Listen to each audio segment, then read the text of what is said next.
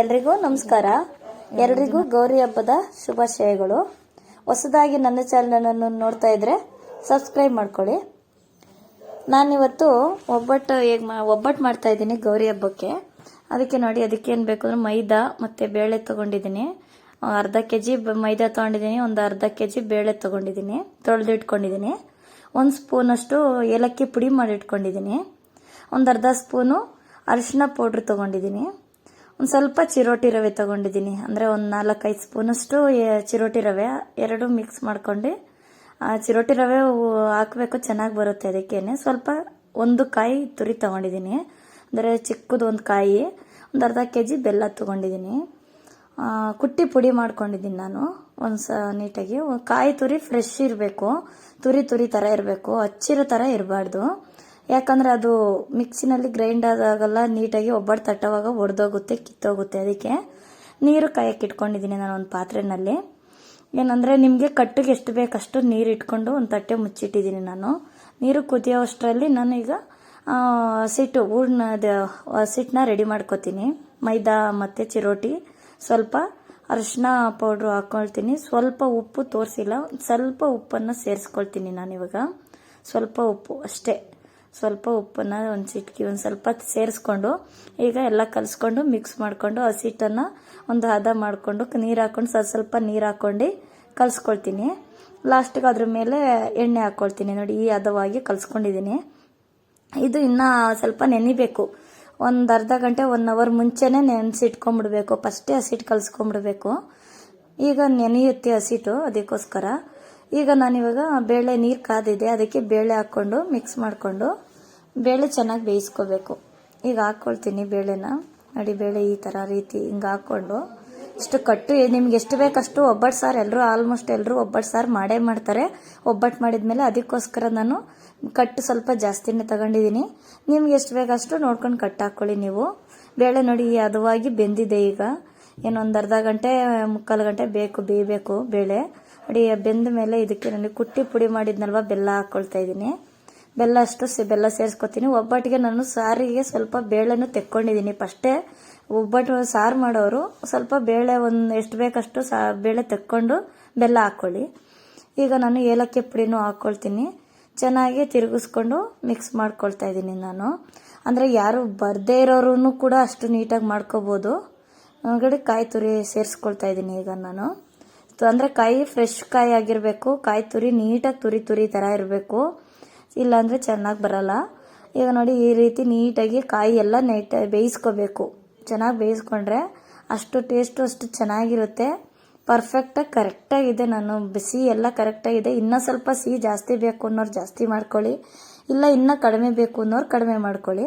ಈ ರೀತಿ ಹದವಾಗಿ ಆಗಿದೆ. ಈಗ ನಾನೀಗ ಜಾರ್ಗೆ ಹಾಕ್ಕೊಂಡು ಈಗ ರುಬ್ಕೊಂಡು ಬರ್ತೀನಿ. ನೀಟಾಗಿ ಮಿಕ್ಸಿಯಲ್ಲಾದರೂ ರುಬ್ಕೋಬೋದು, ಇಲ್ಲಾಂದರೆ ಬೇರೆ ಈಗ ರುಬ್ಬಿಸ್ಕೊಳ್ಳೋದು ಆ ಥರ, ಈಗ ಗ್ರೈಂಡ್ರ್ ಇರುತ್ತಲ್ಲ ಅದರಲ್ಲಾದರೂ ಹಾಕ್ಕೊಳ್ಬೋದು. ಈಗ ಕರೆಕ್ಟ್ ಹದವಾಗಿ ಬಂದಿದೆ. ಈಗ ನೀಟಾಗಿ ನಾನು ಮಿಕ್ಸಿನಲ್ಲೇ ರುಬ್ಕೊಳ್ತೀನಿ. ಸ್ವಲ್ಪ ಒಂದು ಅರ್ಧ ಕೆಜಿ ಇದಲ್ವ, ಅದಕ್ಕೆ ನೋಡಿ ಇಷ್ಟು ನೀಟಾಗಿ ಈ ಥರ ನುಣ್ಣಗಾಗಿದೆ. ಈ ಥರ ಮಾಡಿಕೊಂಡ್ರೆ ಒಬ್ಬಟ್ಟು ಕಿತ್ತೋಗಲ್ಲ, ಚೆನ್ನಾಗಿ ಬಂದಿದೆ. ನೋಡಿ, ಈ ರೀತಿ ಇಷ್ಟು ರುಬ್ಕೊಂಡಿದ್ದೀನಿ. ಈಗ ನಾನು ನೋಡಿ ಈ ರೀತಿಯಾಗಿ ನೀಟಾಗಿ ಉಂಡೆ ಕಟ್ಟಿದ್ರೂ ಎಷ್ಟು ನೀಟಾಗಿ ಉಂಡೆ ಆಗ್ತಾಯಿದೆ, ಅಷ್ಟು ಚೆನ್ನಾಗಿ ಬಂದಿದೆ. ಹೂರ್ಣ ಅಂತೂ ತಿನ್ನೋದಕ್ಕೂ ಚೆನ್ನಾಗಿರುತ್ತೆ, ಸಿಹಿ ಕರೆಕ್ಟಾಗಿದೆ.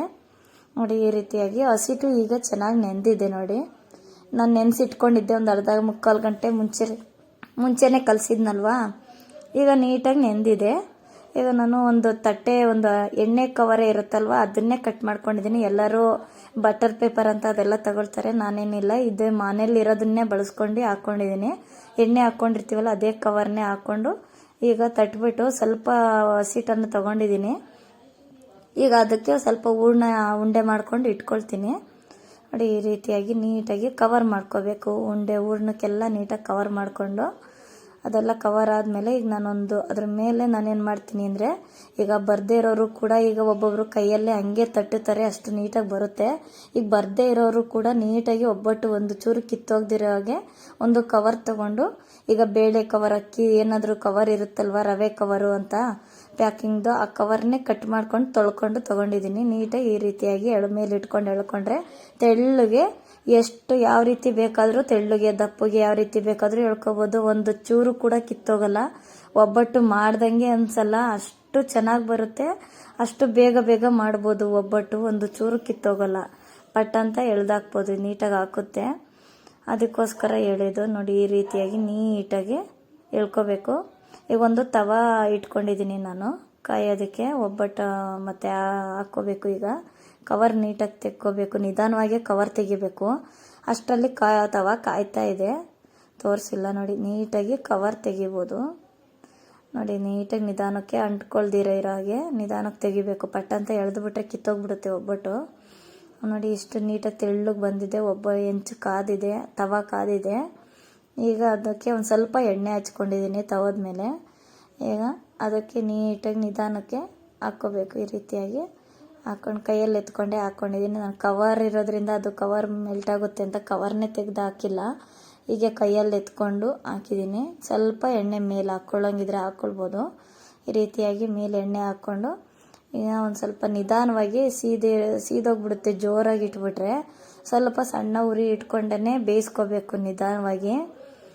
ಏನಂದರೆ ಒಬ್ಬಟ್ಟು ಬರದೇ ಇರೋರು ಕೂಡ ನೀಟಾಗಿ ಮಾಡ್ಕೋಬೋದು. ಈ ಹದವಾಗಿ ಎಲ್ಲ ಈಗ ಏನೇನು ಮೆಜರ್ಮೆಂಟ್ ತೊಗೊಂಡಿದ್ದೀನೋ ಅಷ್ಟು ತೊಗೊಂಡ್ರೆ ನೀಟಾಗಿ ಆಗುತ್ತೆ. ಈಗ ಎರಡೂ ಕಡೆ ಮಿಕ್ಸ್ ಮಾಡಿಕೊಂಡು ಬೇಯಿಸ್ಕೋಬೇಕು ನೀಟಾಗಿ. ಎರಡೂ ಕಡೆನೂ ಬೆಂದಾದ್ಮೇಲೆ ನೋಡಿ ಈ ಥರ ಬಂದಿದೆ. ಮುಂದಿನ ವಿಡಿಯೋದಲ್ಲಿ ಸಿಗ್ತೀನಿ. ಸಾಂಬಾರು ಮಾಡ್ತೀನಿ, ಒಬ್ಬಟ್ಟು ಸಾಂಬಾರು. ಎಲ್ರಿಗೂ ನಮಸ್ಕಾರ. ಎಷ್ಟು ಚೆನ್ನಾಗಿ ಬಂದಿದೆ ನೋಡಿ ಒಬ್ಬಟ್ಟು. ಎಲ್ರಿಗೂ ನಮಸ್ಕಾರ.